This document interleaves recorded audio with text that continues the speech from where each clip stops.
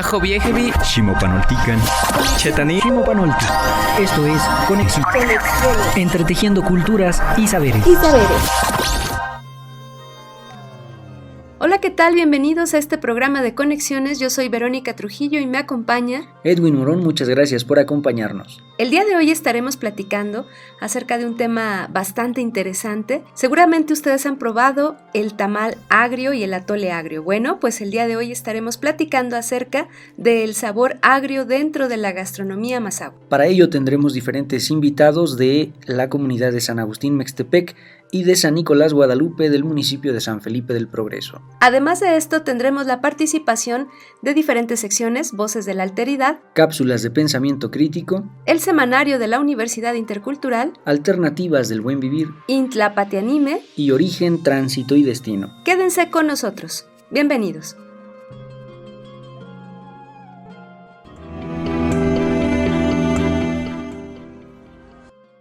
Pues como decíamos al principio, estaremos platicando sobre uno de los sabores más importantes dentro de la cultura mazahua y este es precisamente el sabor agrio. Si no han probado este tipo de preparación, no saben de lo que se están perdiendo. Es una preparación bastante rica y, por supuesto, nutrimental, de alto contenido nutrimental. Entonces, pues vamos a estar dialogando acerca de un aspecto bastante importante que se teje en relación de esta preparación del atole agrio y es justamente el trabajo en la milpa.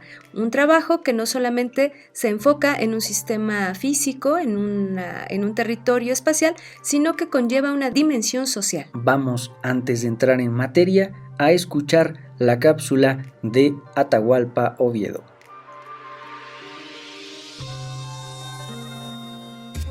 Voces de la Alteridad, por Atahualpa Oviedo. El buen vivir como una propuesta integral de transformación. El buen vivir no es un nuevo modelo de desarrollo o un nuevo modelo económico o un nuevo modo de producción o un nuevo sistema social. Es eso y mucho más. Es una propuesta ontológica, epistémica y antropológica. Esto quiere decir que es una propuesta existencial, estructural, fundacional, que va a las raíces mismas de todo lo que implica la forma de relación con la vida y que parte de una forma de interpretación de la realidad, es decir, una forma de concebir a la vida, de interrelacionarse con ella y de crear un modo de vivir. Por lo tanto, no es solamente una crítica al desarrollo o al crecimiento o al socialismo y al capitalismo, sino que es mucho más allá. Por eso trasciende la lógica binaria de izquierda-derecha, que la entendemos como una propuesta al interior de Occidente y del capitalismo, pero más allá hay otros elementos u otras categorías que rebasan y que tienen otros parámetros, otros elementos, otras dimensiones. Entonces, en este sentido, el buen vivir se inscribe desde una visión ontológica para entender a la vida desde una visión, desde una percepción, una concepción holística e integral, diferente a una visión eurocéntrica, racionalista, parcial, esquemática, dogmática, desde una visión del buen vivir que se inscribe dentro de una visión de una conciencia integral, es decir, que entiende la vida como un conjunto interrelacionado, muy diferente a una visión reduccionista o reductiva en donde se ve a la vida en forma fragmentaria, en forma dividida. Entonces desde ahí ya cambia rotundamente el sentido y el propósito de la existencia y de vivir. No se trata simplemente de una situación económica o tecnológica, sino algo que trasciende a nuestro sentido de pertenencia a la vida y de nuestra misión y propósito como seres humanos. En este sentido, el buen vivir quiere ir a las raíces, al fondo, a la base, que es la vida en sí mismo. En este sentido, no es simplemente de hacer un cambio de derecha a izquierda o de un socialismo, de un capitalismo a un socialismo, sino ir mucho más al fondo, que implica nuestra ubicación, nuestra posición en la vida y nuestro sentido de vivir.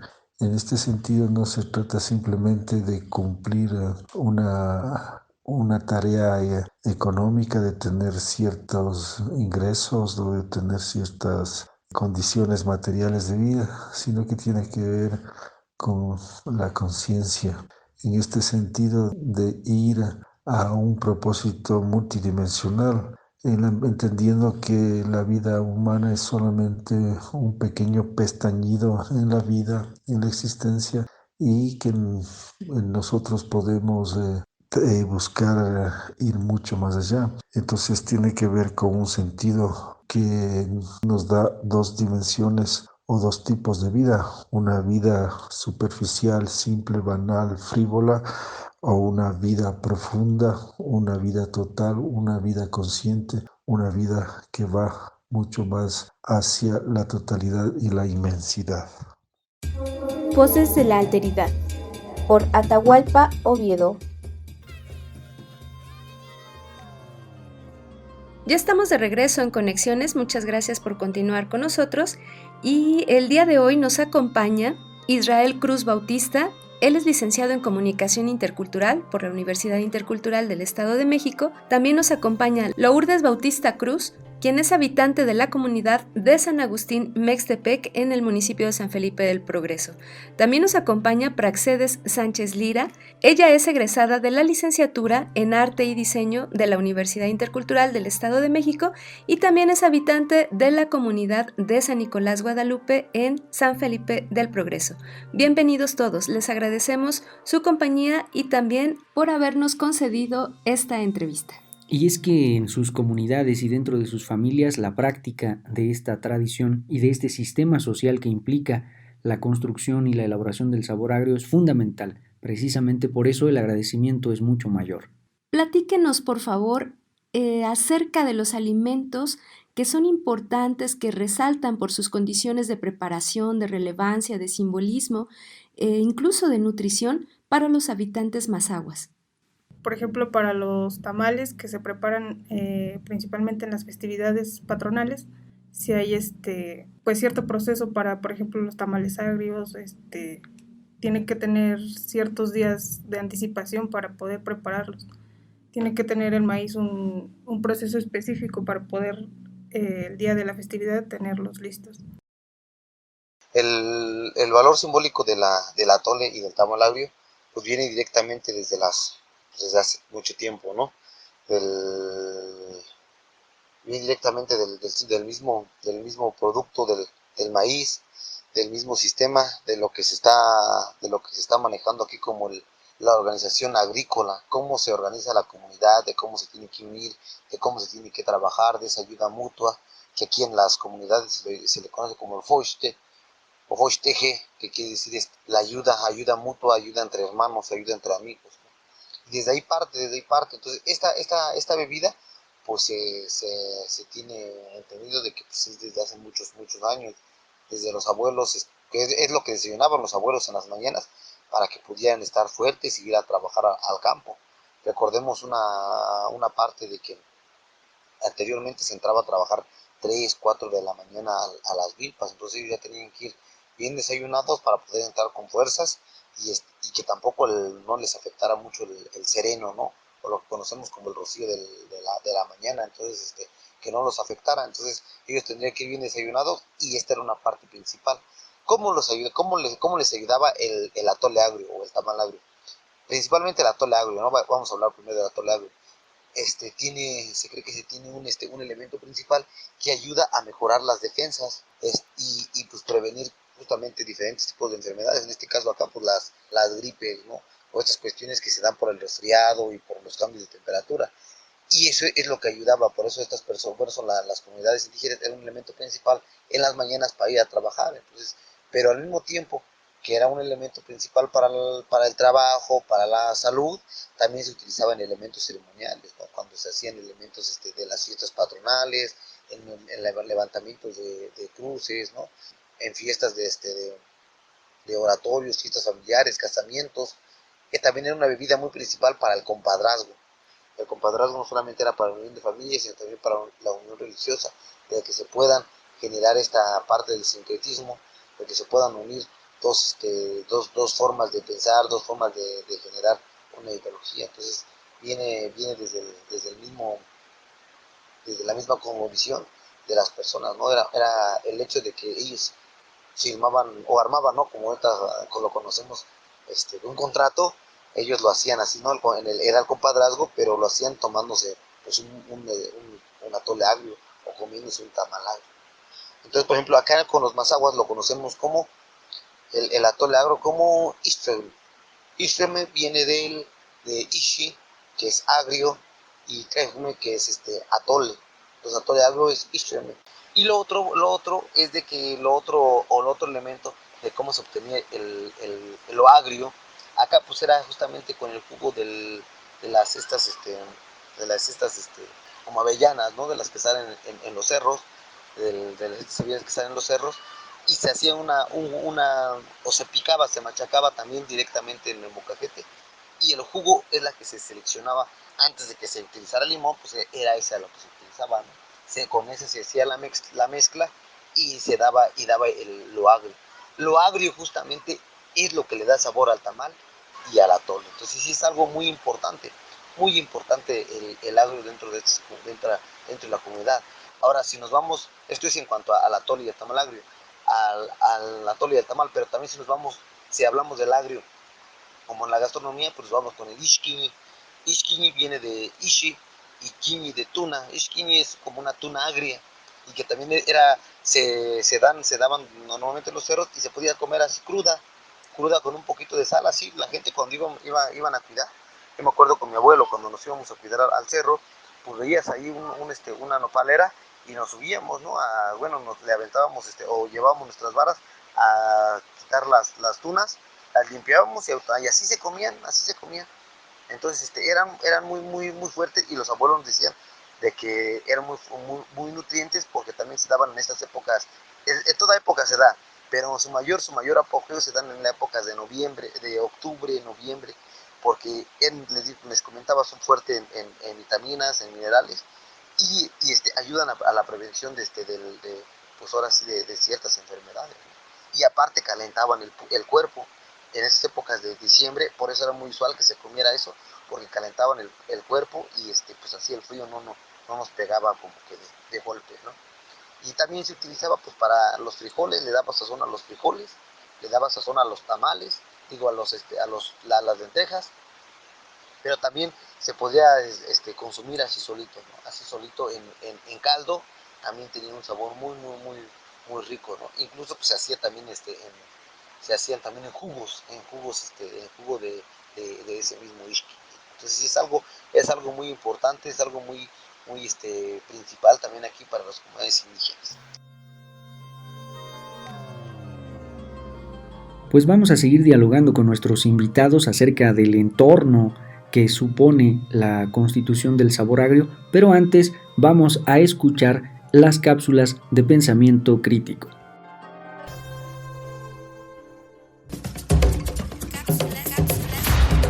Pensamiento crítico.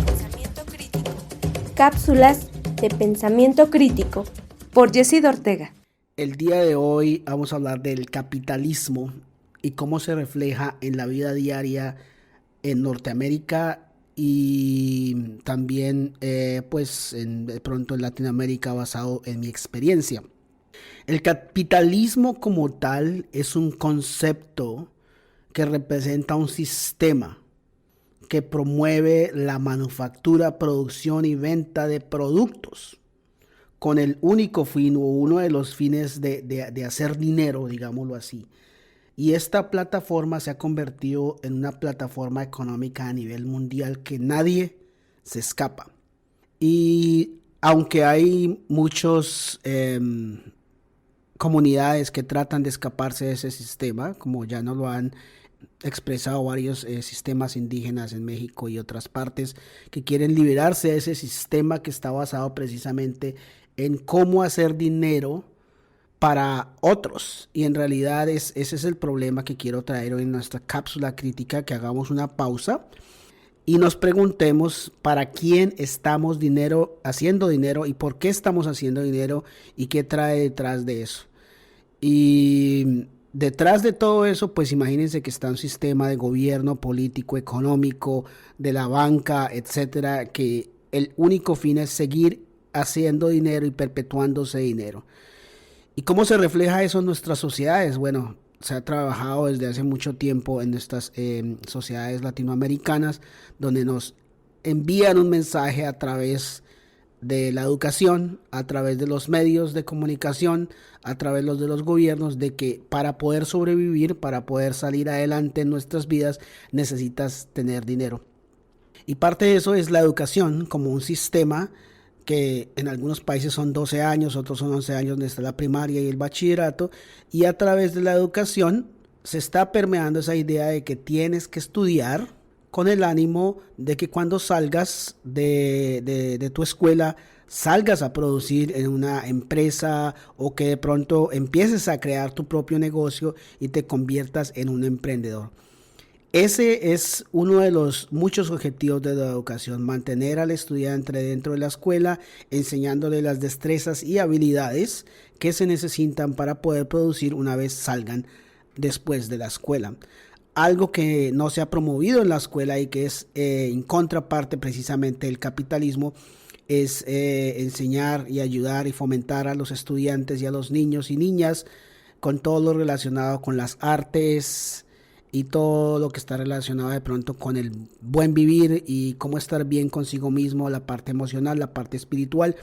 No muchos sectores de la educación brindan apoyo a esto porque, como decía, el objetivo de la escuela, de la educación como tal, es alimentar ese sistema y esa plataforma global capitalista que es la manufactura, producción y venta de productos.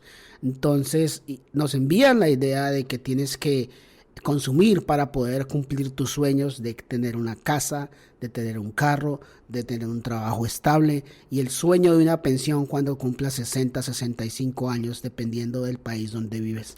Entonces los invito a pensar a nuestros compañeros y compañeras que están escuchando hoy en día, ¿qué significa estudiar para producir, estudiar para vender y comprar productos?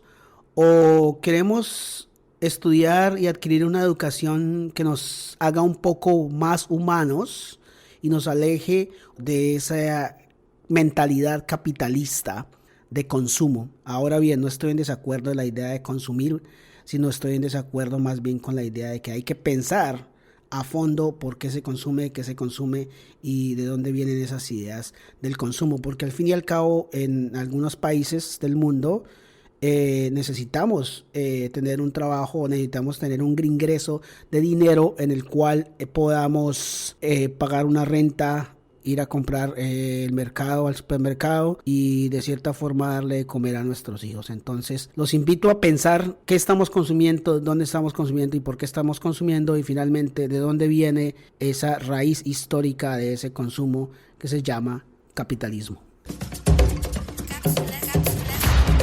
Pensamiento crítico. Cápsulas de pensamiento crítico. Por Yesid Ortega. Pónganse en contacto con Conexiones al teléfono 712-123-5963. Continuamos.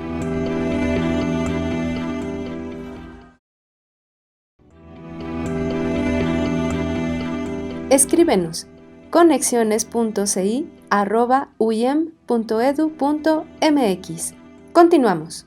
Semanario de la Universidad Intercultural del Estado de México.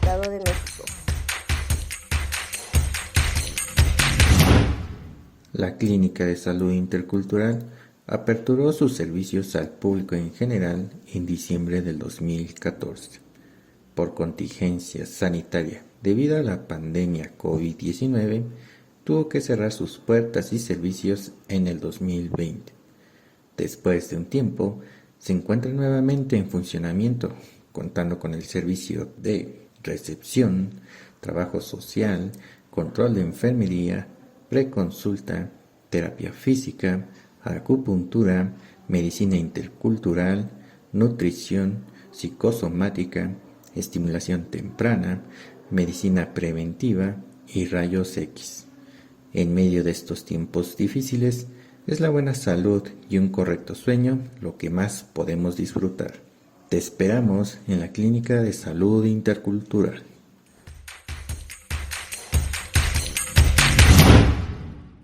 La diversidad biológica presente en los socioecosistemas permiten el desarrollo y la obtención de múltiples bienes y servicios conocidos como servicios ecosistémicos o ambientales. Esto se divide en servicios de provisión como el alimento, el agua, la madera, fibras, entre otros. Los servicios culturales, que según las percepciones colectivas son intangibles, como los beneficios espirituales, recreativos y educativos. Y finalmente, los de regulación, entre ellos el control de inundaciones, regulación de la calidad del aire, polinización, etc.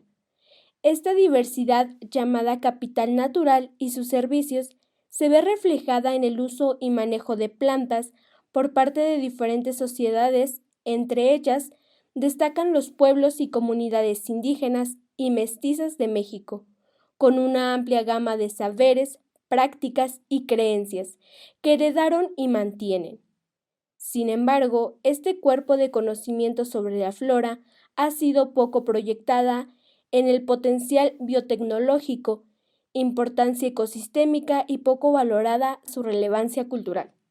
Por lo anterior, resulta necesario desarrollar estrategias en el manejo de recursos naturales para un aprovechamiento sustentable de los bienes y servicios que el capital natural provee a la sociedad, entendiendo esta relación como un sistema complejo, donde existen múltiples efectos a diferentes escalas espaciales y temporales.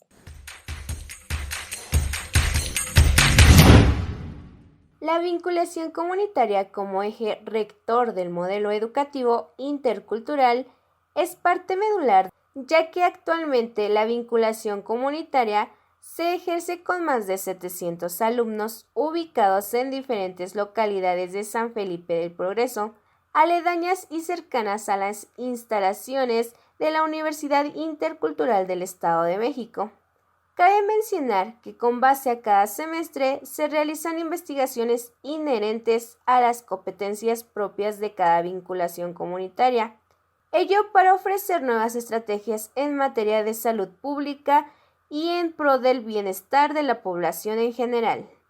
Las investigaciones van enfocadas al modelo preventivo, ya que mayormente se identifican que las enfermedades no transmisibles son las que prevalecen en la población en diferentes grupos de edad, y en ese tenor pretende crear una cultura de autocuidado y cuidados profesionales de enfermería preventivos para gozar de una verdadera salud.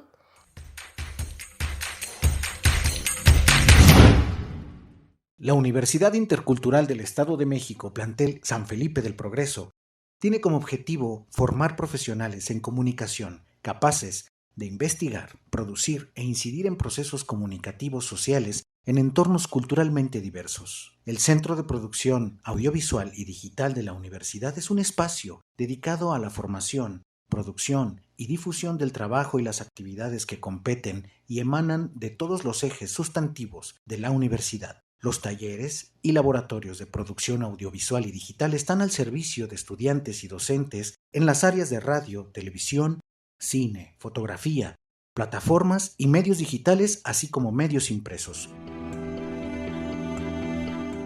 Hola, mi nombre es Daironaín Valdés Guadarrama y gracias a los talleres que imparte la Universidad Intercultural del Estado de México he aprendido a hacer fotografía profesional, editar audio y video. Esto me ha ayudado a fortalecer mis conocimientos en el ámbito laboral y profesional. Los laboratorios cuentan con los siguientes espacios: Estudio profesional de televisión 4K. El estudio de televisión se divide en dos partes: cabina de control y foro de televisión. Laboratorio MAC, espacio dedicado a la enseñanza, práctica y producción de materiales impresos, audiovisuales, digitales, fotográficos, auditivos y didácticos. Para conexiones, Daironaín Valdés Guadarrama, Jaime Ambrosio Reyes e Ismael Obando Basilio. Semanario de la Universidad Intercultural del Estado de México.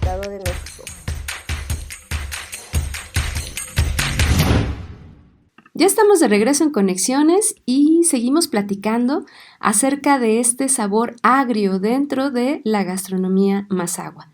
Platíquenos, por favor, cuál es el proceso de preparación específicamente de los tamales agrios.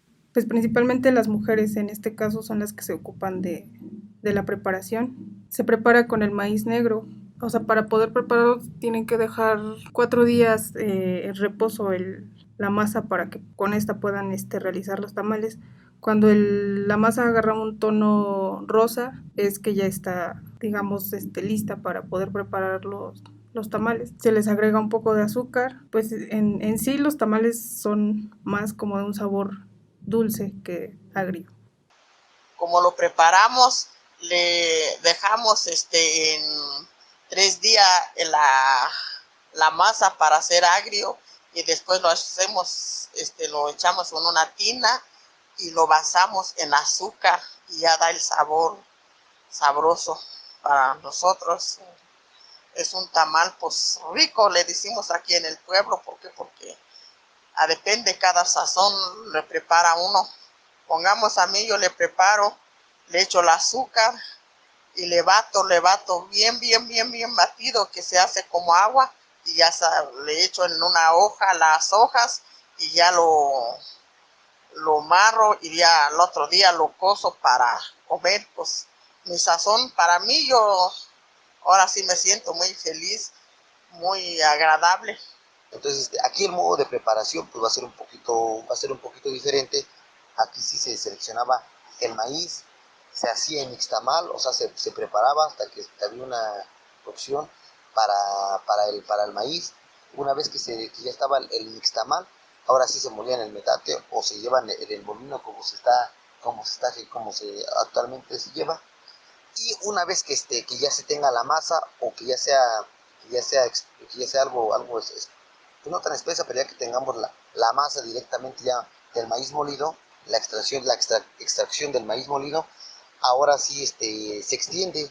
Aquí también en esta parte se le agregaba un poquito del jugo o de lo molido de lo que son las bellotas, ¿no? De ahí del cerro, porque supuestamente le daba pues, lo agrio, y aparte pues le daba un sabor, pero también pues, se le agregaba limón, o en su defecto pues se dejaba igual 3 a 4 días, incluso acá hasta 6 días se dejaba sobre el sol para que le pegara los rayos del sol y se pudiera pues ahora sí generar en un tono agrio y pudiera agarrar el sabor y el tono que se genera, ¿no? del moradito.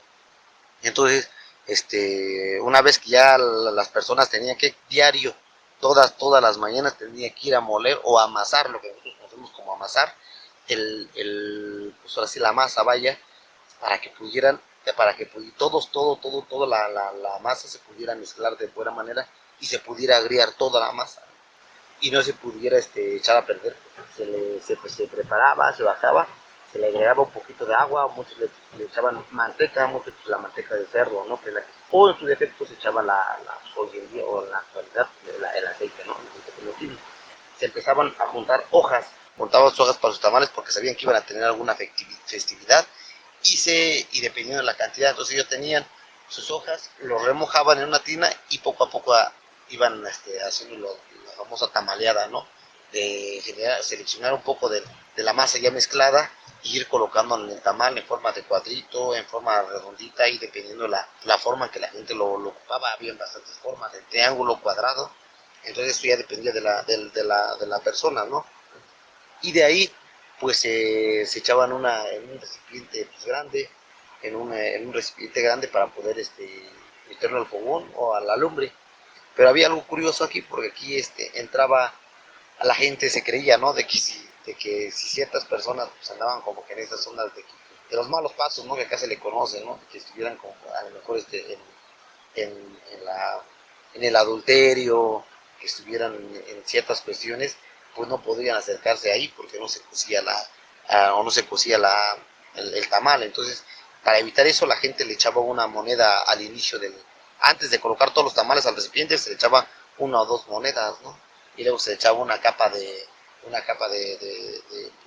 hojas para que no se pegara, y de ahí se echaba todos los tamales. Y encima se le echaban pencas de nopales, pero de las que tienen espinas grandes. Está con la finalidad de que pues, cualquier ente o cualquier ser que habite al lado del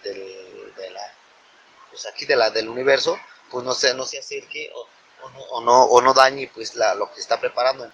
Entonces esa era la finalidad. Lo otro era de que pues, rodeaban sal alrededor del fogón para que tampoco entraran estas cuestiones, ¿no? Otros hacían cruces con los mismos troncos que se iban a meter en el fogón. Hacían 2, 3 armados de cruces para que se colocara alrededor del fogón, pues igual con la misma intención de que se pudiera cocer, porque se cree que son muy muy delicados. El atole y todos los tamales son muy delicados. Cualquier detalle o lo que hoy conocemos, ¿no? Como cualquier paso mal hecho, automáticamente se echaba a perder todo, ¿no? Y todo el trabajo de toda la semana se iba a perder. Entonces pues sí era como que muy delicado y que pues las personas tenían que tener cuidado para poder realizarla. Y se dejaba ahí dependiendo el fuego. Normalmente se hace a fuego lento. Ya nos enteramos de cuál es el proceso que se sigue para estos tamales, pero en el caso del atole seguramente es un poco distinto. Por favor, compartan con nuestro auditorio cuál es el proceso de elaboración. Para su preparación se desgrana el maíz de las mazorcas. Tiene que ser un maíz negro. Una vez que ya está desgranado, se pone a remojar los días lunes durante toda la noche hasta el día martes. Se lleva a triturar. Algunos lo hacen en sus metates, otros ya van a molinos. Y ya a partir del martes se deja fermentar hasta el día viernes, que es el día que se prepara y el día que hacen sus ayunos. Cuando el maíz ya está triturado y que se deja fermentar, los días viernes es que al momento de triturarlo se mezcla con mucha agua, entonces ya no es una masa, es como pues un líquido, pero todavía lleva como pues pedacitos grandes del grano, y estos el día viernes se tienen que colar para que se vayan solo como las partes más pequeñas y que el atole sea con una consistencia más líquida y que no sea como tan grumosa. Y el atole igual se echa se echa el agua al maíz. Yo en mi particular, pues yo echo agua a 2 cuartillos en una cubeta el maíz 3 días, y ya después lo llevo al molino, ya llego, lo dejo que se va a hacer agrio, y ya lo cozo, lo echo mi azúcar, le echo mi canela, pues ya se queda el atole agrio, sabroso. El tamal, lo que se dice, el tamal agrio, en Mazahua le dicen Ixtreme. Igual el atole así le dicen Ixtreme. Y es eso que es nuestra tradición aquí, el tamal y el atole agrio. Es nuestro favorito aquí en el pueblo, el tamal.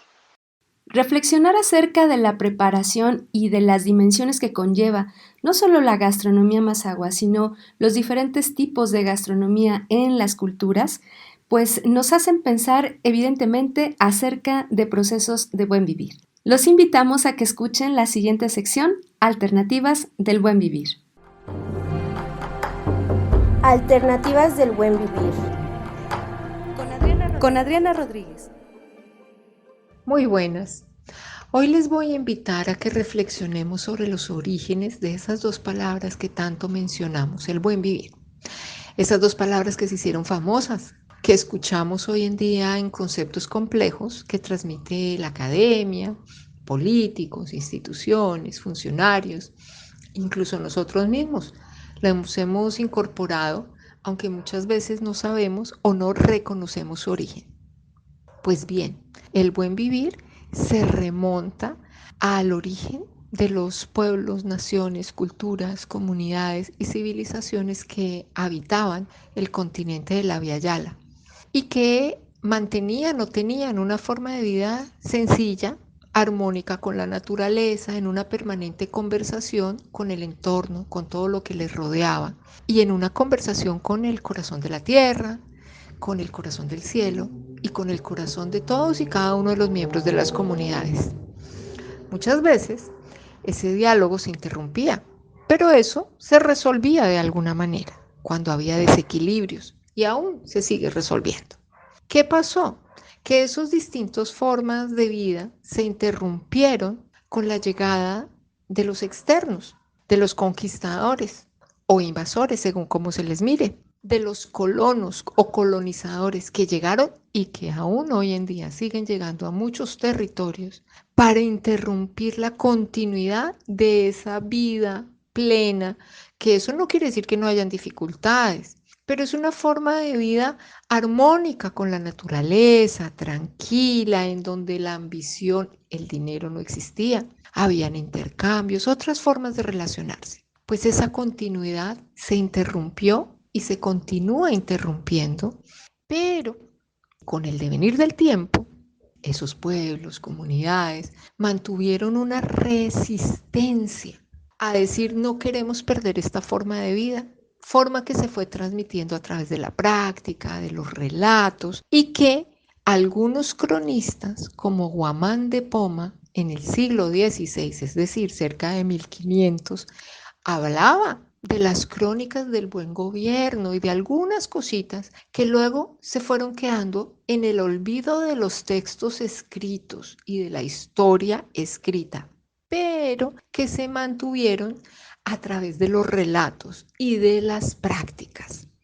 Bueno, pues ese mantener permitió que en el siglo XX, cerca de la década de los 60, pero desde antes, desde los 40, cuando el movimiento indígena, campesino, obrero se empieza a organizar, a agrupar, empiezan a crecer organizaciones, décadas de los 40, 50, 60, más fuerte en los 70.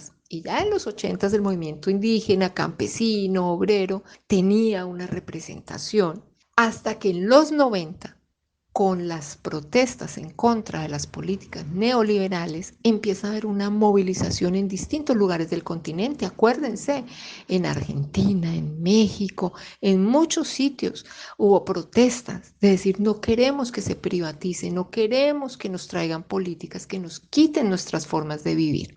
Y ahí, en los 90, en Ecuador y en Bolivia, hubieron grandes movilizaciones y protestas. Allí, en esas protestas, empiezan a pensar en que hay una forma de vida que tienen que mentar y mencionar. Y empieza a hablarse del buen vivir de la vida plena. Pero es hasta las constituciones del siglo XXI, 2008 y 2009, cuando esas dos palabras quedan incluidas como esa forma de vida distinta que reivindica la vida plena que quieren vivir los pueblos originarios, ya no solamente de la Via Yala, sino de la tierra entera. Alternativas del buen vivir. Con Adriana Rodríguez. Escríbenos conexiones.ci@uyem.edu.mx. Continuamos. Pónganse en contacto con Conexiones al teléfono 712-123-5963. Continuamos. Intlapatianime. Las sanadoras y los sanadores. Intlapatianime. Con Nora Ibarra. La Organización Mundial de la Salud define a la medicina tradicional como la suma total de conocimientos, capacidades y prácticas basados en las teorías, creencias y experiencias propias de diferentes culturas, bien sean explicables o no, utilizadas para mantener la salud y prevenir, diagnosticar, mejorar o tratar enfermedades físicas y mentales. México ocupa el segundo lugar a nivel mundial en el número de plantas medicinales registradas, con aproximadamente 4.500 plantas. La cultura mazahua, que aún conserva entre sus tradiciones la atención de la salud a través de la medicina tradicional, utiliza como principal recurso la herbolaria, por lo cual esta obra que se va a presentar tiene como objetivo dar a conocer el uso tradicional de la flora medicinal de dos comunidades mazahuas, retomando la tesis denominada Flora Medicinal en San Nicolás, Guadalupe y San Miguel Alabor, comunidades mazahuas del Estado de México. Hola Esther, coméntanos por favor cuál es el objetivo principal de haber hecho el libro. ¿Qué los motivó? Uno de los objetivos principales es justamente recopilar la flora medicinal de estas dos comunidades y que pues justamente pueda ser valorada y reconocida por las próximas generaciones, principalmente los jóvenes, ¿no? Que justamente es algo que pudimos observar durante las entrevistas, que este conocimiento se está perdiendo, que ya no es algo que pues ellos sigan. En la actualidad pudimos ver que los jóvenes conocen 5 plantas, mientras que las mujeres amas de casa mayores de 50 años pues conocen más de 15 plantas medicinales. Entonces es importante resguardar este uso tradicional. Intlapatianime. Las sanadoras y los sanadores. Intlapatianime. Con Nora Ibarra. Continuamos en Conexiones, muchas gracias por el favor de su atención. Uno de los aspectos más relevantes, sin lugar a dudas, de todo este espectro gastronómico de la cultura mazahua es la dimensión social, la dimensión fraterna, esa que hace precisamente posible el tejido comunitario, y el sabor agrio está vinculado de manera estrecha con ello. Así que platíquenos cómo es que esta comida tiene esa perspectiva simbólica, en qué radica su dimensión simbólica. Pues esta bebida es muy importante porque se usa ritualmente, o pues no es precisamente un ritual, pero las personas en la comunidad lo utilizan como un alimento muy importante cuando hacen ayunos. Estos ayunos los hacen en la Cuaresma. Todos los viernes de la Cuaresma hacen este preparado para poder beberlo los viernes. Ellos hacen un ayuno durante todo el día viernes y en las tardes se bebe esta bebida. Ahora, el atole y el tamal agrio sí son, pertenecen a un aspecto del lado ceremonial, porque se utilizaba en el compadrazgo. En el compadrazgo, no en el sentido, bueno, en el sentido de la unión de dos personas también, porque pues recordemos de que pues, era una forma de ayudar a estas personas. Entonces no se firmaba lo que antes o lo que ahora se maneja, ¿no? Como un contrato, como un documento, sino anteriormente era bajo palabra, y el hecho de poder consumir el atole agrio y otra bebida que también era muy importante, que es el sendesho o el sende, que es una bebida de maíz también. Esas eran como que las formas de generar un pacto, por así decirlo, ¿no? Entonces también se utilizaba en el compadrazgo, pero en la religión, dentro del sincretismo, y el hecho de cambiar el hecho de generar un compromiso ahí en la iglesia, en la cruz, con el Santísimo y esas cuestiones, también se utilizaba el atole o el sendesho para pues, generar como que esa ayuda, ¿no? En la milpa, pues lo mismo, había una ceremonia, el término del ciclo agrícola, y se le llamaba combate, o después de que se cosechaba se realizaba el combate, que era justamente como que esta danza, ¿no? Se le conocía como la danza del coyote, donde también se daba el atole agrio, justamente por esta cuestión del que pues, se realizó buena cosecha, de que hubo buena cosecha, de que el Creador nos dio la oportunidad de tener buena cosecha y tener un alimento para nuestra familia, para nuestros hijos. Entonces, sí es una parte ceremonial muy, muy importante lo que es el atole agrio, el tamal y el sendesho, porque también se hacía directamente en la casa. Hay una festividad también aquí en los Mazahuas que se llama el Señor del Fuego Nuevo, y también se utilizaba justamente estas cuestiones. Normalmente estaban en ayunas, pero al día siguiente se consumían estos elementos, ¿no? También hay otra fiesta que es muy, muy, muy importante, que es la fiesta de la Cruz, el 3 de mayo, ¿no? O la fiesta cuando va creciendo el maíz, que es hoy en día, pues, por el sincretismo, se conoce como la del San Isidro, ¿no? Pero es cuando el maíz está en crecimiento, o cuando el maíz está naciendo, nosotros lo conocemos así. Entonces desde ahí también hay una ceremonial, está dentro de este mismo ceremonial que se genera el atole agrio. Claro, de ahí más adelante no eran solamente los elementos, había más elementos que se mezclaban pero que no podría faltar esos elementos porque eran claves como para que si no había atole y tamal agrio en estas ceremonias, no era una ceremonia como tal.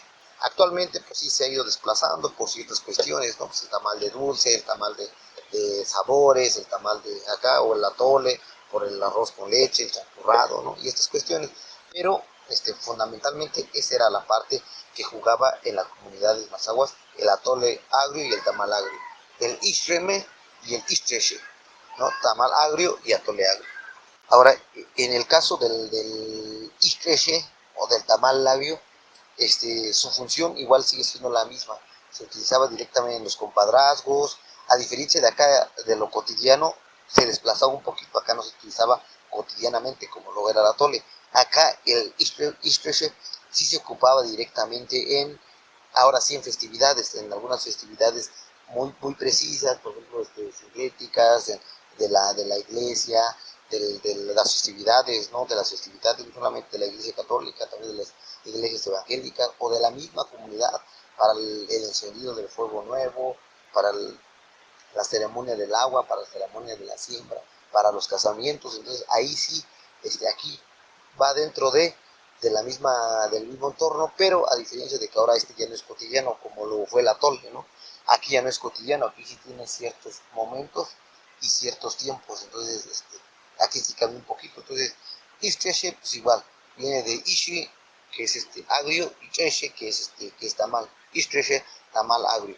Vamos a continuar con esta charla acerca del sabor agrio en la gastronomía mazahua. Sin embargo, antes los invitamos a que escuchen la siguiente cápsula: Origen, Tránsito y Destino.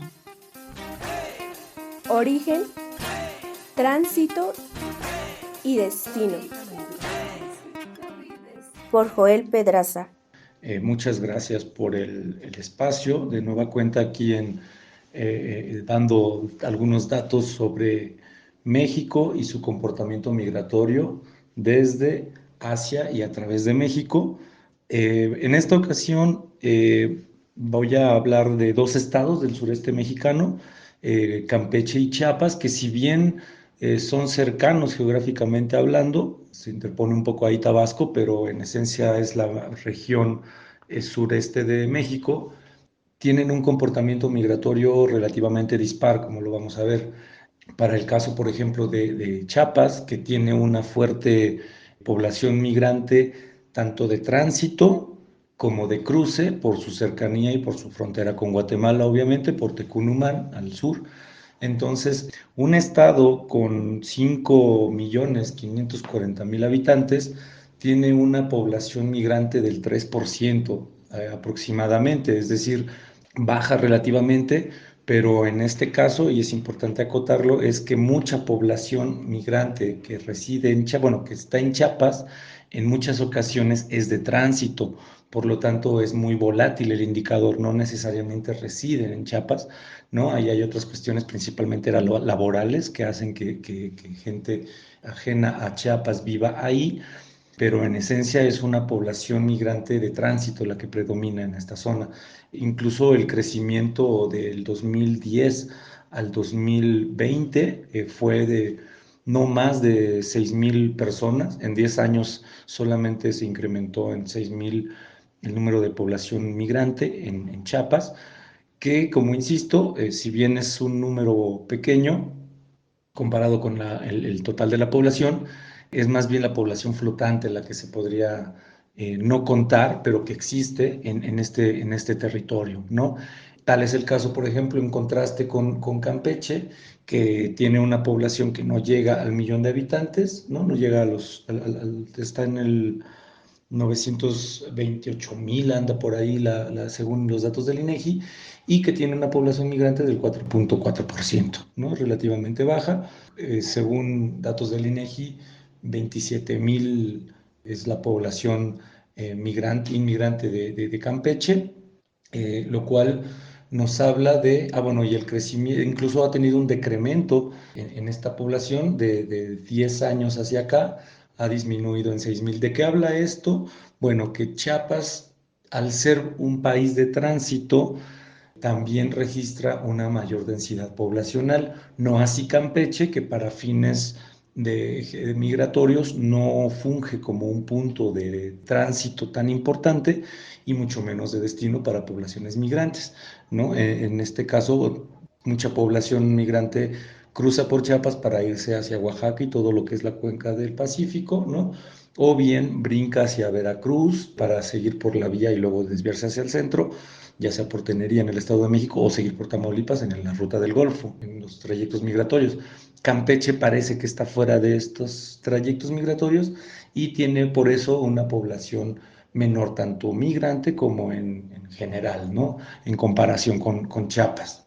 Eso por un lado. Y por otro lado también está el aspecto de que Chiapas en la última década también comenzó a tener una mayor inversión económica, pues de un largo periodo de alejamiento del centro, en este caso, el centro político. También ya ha adquirido otras empresas como el turismo, como son transnacionales, que han hecho que también la inversión sea alta y genere mayor crecimiento, ¿no? Habrá que ver entonces también en qué centros urbanos se concentra la población en Chiapas, que es Tuxtla, Chiapa de Corzo principalmente, ¿no? Y en Campeche, que es en Ciudad del Carmen y en la misma capital Campeche, pero como insisto, debido a que se encuentra al norte de Chiapas y no converge con los trayectos migratorios, es que la población parece ser menor en cuanto a crecimiento y en cuanto a densidad. Ambas entidades se caracterizan por un turismo muy fuerte. Chiapas predomina, pero Campeche tiene también lugares emblemáticos para el turismo nacional e internacional, ¿no? Y eso es lo que hace que solamente funjan como lugares de turismo, más allá que de residencia. Entonces, bueno, hasta ahí lo dejaría por el día de hoy. Esperaríamos la próxima semana hablarles de otro estado fronterizo norteño. Ahora nos vamos al norte con Chihuahua. Muchas gracias. Origen, tránsito y destino. Por Joel Pedraza. Sin lugar a dudas, la relación entre la gastronomía, la milpa, lo que se produce de la tierra, genera un tejido familiar íntimo, fraterno, que permite estructurar el orden cósmico. Por lo tanto, es parte fundamental de la cosmogonía, de la cosmovisión y de la cosmovivencia de nuestros pueblos originarios. En ese sentido, platíquenos desde una perspectiva más personal por qué es importante que esta práctica se propicie, se cultive en el entorno familiar y comunitario. Pues yo pienso que, o sea, por lo menos para mí sería importante porque es algo que nos identifica en la comunidad, es como, pues eso, identidad, y tal vez difundirlo porque pues sí es un sabor no tan común. Yo creo que, o sea, como lo mencionaba, se piensa que es algo en descomposición o no sé, no, es algo que pues no apetece así al mencionarlo, pero pues a mí me parece que es uno de los sabores importantes en la gastronomía mazahua. Pues cuando yo hago el tamal rosa, es un tamal agrio y yo me siento feliz cuando yo lo hago porque es una tradición de los antesabuelos que ellos hacían ese tamal agrio, atole agrio. Entonces pues es un tamal sabroso, ya depende cómo lo preparas y da mucho sabor. No podemos quitar esa antigüedad que nuestros abuelos preparaban y tenemos que preparar esos tamales agrios, son sabrosos. Para nosotros aquí en el pueblo es una tradición. Bien, pues esperamos que este tema haya sido de su interés. Por supuesto, pensar estos sabores desde las dinámicas del pensamiento occidental nos limita un poco a tener esa posibilidad, esa apertura para la experimentación o la prueba de otros sentires, de otras expresiones culturales. Sin embargo, hoy hemos visto que el sabor agrio es importante y fundamental para la cultura mazahua. Y es que a nivel cultural, cada uno de los pueblos se puede identificar a partir de los sabores que imprime en su producción culinaria, y esta condición del sabor agrio vinculado a la familia, vinculado a la relación y al tejido de la fraternidad en un grupo comunitario es fundamental, porque es a través de la comida que incluso en muchas de nuestras sociedades se establecen las relaciones. no es de menor importancia, como es la comida la que nos permite entonces familiarizarnos con el entorno. Muchísimas gracias por habernos acompañado en esta aventura radiofónica. Esperamos escucharnos en una próxima ocasión. En la conducción y producción de este programa estuvieron Cintia Salgado, Irene Cruz y Diego Moreno. Verónica Trujillo, Edwin Morón y Daniel Vallejo. Muchas gracias por su atención. Hasta la próxima.